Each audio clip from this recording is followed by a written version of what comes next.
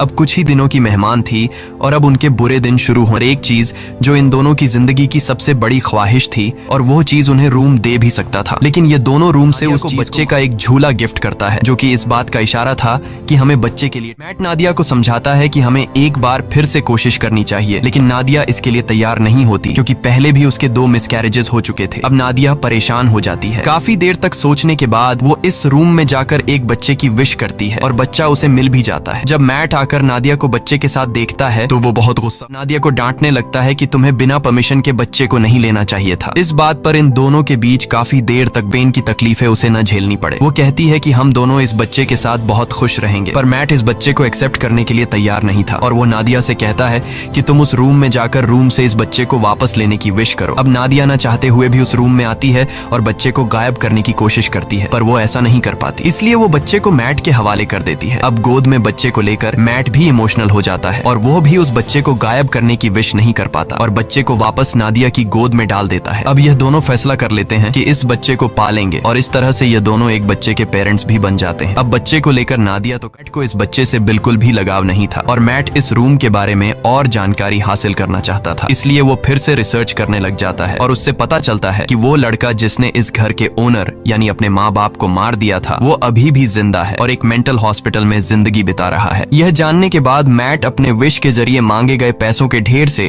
कुछ पैसे अपनी पॉकेट में रखने के लिए निकल पड़ता है। हॉस्पिटल पहुंचने के बाद नर्स मैट से पूछती है, क्या तुम एक रिपोर्टर हो? क्योंकि पिछले 45 सालों से जॉन के लिए कोई भी परिवार का बंदा नहीं आया।